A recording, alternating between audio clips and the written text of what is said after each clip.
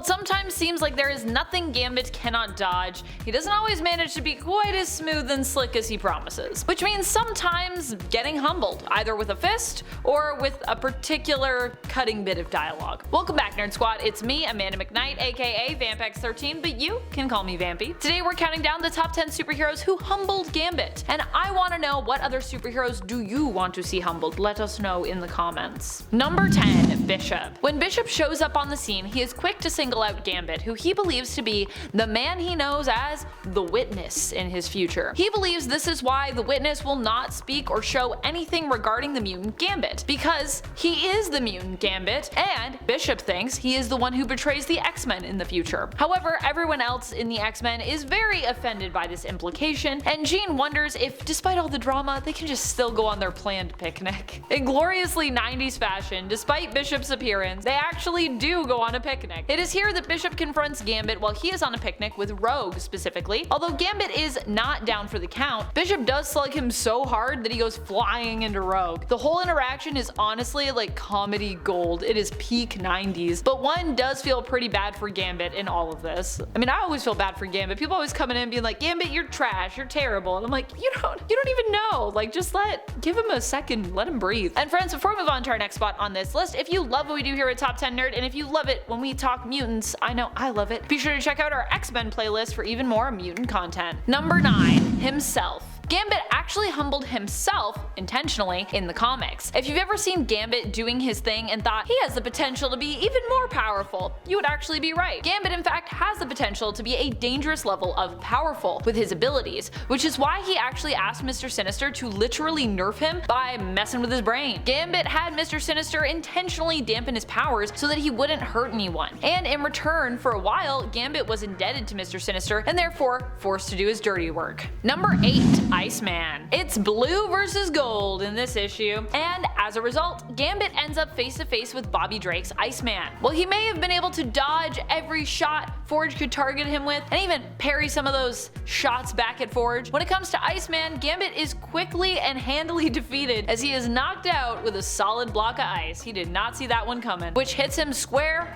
on the jaw. Number 7, Black Panther. What a terrible time for Gambit's powers to go on the fritz, oh boy. Right when he's in the middle of a fight with Black Panther. Yet, that's just what happened in Gambit and Rogue's most recent team-up series, Rogue and Gambit Volume 2 from 2023. Here, Gambit and Rogue are accused of kidnapping fellow mutant and friend to T'Challa, Manifold, at the behest of Destiny, who had a vision about how Manifold could basically be the key to saving all of mutant kind. Black Panther doesn't really blame Rogue though here, he actually blames Gambit for corrupting his wife, seeing him as no more than a common low-level thief. See what I'm saying? Gambit just can't catch a break, man. Black Panther pounces at Gambit, and while Gambit manages to get in at least a single hit, his powers then decide to just stop working, which is something Rogue and Gambit have both been dealing with in the desert, power loss in that series. And so Rogue steps in to save the day while Gambit creates a distraction so they can just simply escape T'Challa instead of fight him, because they know if they fought him, probably not gonna win, especially if they don't have powers. Number 6, Joelle. Is Joelle really a superhero? Well, she's a superpowered person, and while she is also a thief, I don't think her motives are necessarily bad here at all, so I'm gonna count her, okay? I just like Joelle. She's fun, she's quippy, she's sassy. I like her. And she isn't focused on hurting anyone, really. Actually, Joelle actively shows that she wants to make sure that no one else gets hurt because of her, which seems pretty heroic. Joelle was the woman that Remy met up with in his own series, Gambit, volume number 5, out of 2012. Throughout the series, Joelle is constantly putting him in his place. While she claims she needs his help to get a cure for her daughter, what she really wants is something that will end her life. Her power is eternal, and she no longer wants to continue on after suffering too much loss. Personally, I love how much she schools and teases Gambit throughout the series, and I am really sad that she was such a short-lived character, because she was pretty cool. Number 5, Wolverine. We're talking about The Lost Trail, and at least there is cover art for this podcast though, so we can show that. That's one image we have. The Lost Trail is a follow-up story to the previous Wolverine podcast, The Long Night. While While in Long Night, Wolverine is mainly a mysterious figure for much of the story who was a suspect in some trouble that happened up in Alaska. In Lost Trail, he is very much one of the main characters as he ventures down to Louisiana and the Bayou to find his missing past love, Maureen, while also helping a teenage kid, Marcus Baptiste, look for his ma, who, along with their mutant-based community, also went mysteriously missing. During his time in Louisiana, he runs into his former colleague Gambit, and also at one point is forced to fight Gambit. Gambit at the time was being brainwashed by Mastermind, FYI. Wolverine successfully schools him, breaking his bow staff and knocking him out with, well, a single punch. Poor Gambit, everyone is always breaking his bow staff. That just happens a lot. He must have an endless supply of bow staffs. Number 4. Rogue. During the Rogue and Gambit miniseries, Rogue humbles Gambit in a different sort of way. In regards to his smooching abilities, Rogue, hitting him where it hurts. Rogue really knows how to take Gambit down a notch.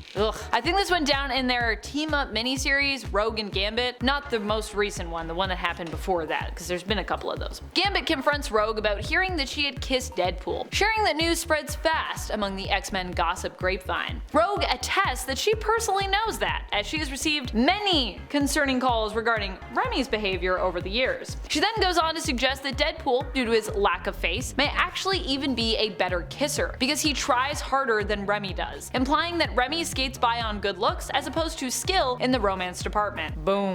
Mic drop. Number 3. Emma Frost. Emma Frost definitely put Gambit in his place when he and Rogue were having some romance issues. Gambit and Rogue had been depowered together, but when their powers returned, they kinda struggled to return to a life of, well, pure celibacy. They reached out to Emma Frost for help, who consulted with them and attempted to find a safe space where they could come together telepathically, so not physically in the real world, but kind of physically in their minds. Through her therapy, they were able to be in the same space and touch without danger, except for the fact that their own fears around intimacy and the status of their relationship actually did keep them apart, acting like blocks in their mind. Initially, Rogue almost killed Gambit in the telepathic state, and another time he imagined Rogue as one of his students who was actively attempting to pursue him. This prompted Remy to freak out, and Emma slapped him back to reality. When Rogue picked up on Gambit's feelings, she called him out on his baggage, with him retorting that if he was with his student Fox, who was really Mystique in disguise, unbeknownst to them both, to make it a little less creepy, but still it's pretty creepy, he wouldn't have to deal with telepathic therapy. So there, Rogue, putting the blame back on her. And after Rogue, of course, stormed off, Emma was there to call out Gambit for making this way worse with his response to Rogue's comment. Emma truly seemed frustrated with both of them, to be honest, although perhaps more so with Gambit. And I mean, Gambit was the one that she slapped in that issue, so. Number 2. Captain America. To be honest, Gambit actually gave Cap a pretty good run for his money here, but it sadly was not good enough. In Avengers vs. X-Men issue number 2, we're starting off with a fight between the X-Men's Gambit and the Avengers' Captain America, Steve Rogers. Why are these two fighting? Well, because of a larger issue at hand. Avengers vs. X-Men was really all about a conflict surrounding the Phoenix Force. Basically, the Avengers felt like the Phoenix Force was unsafe and should be fought and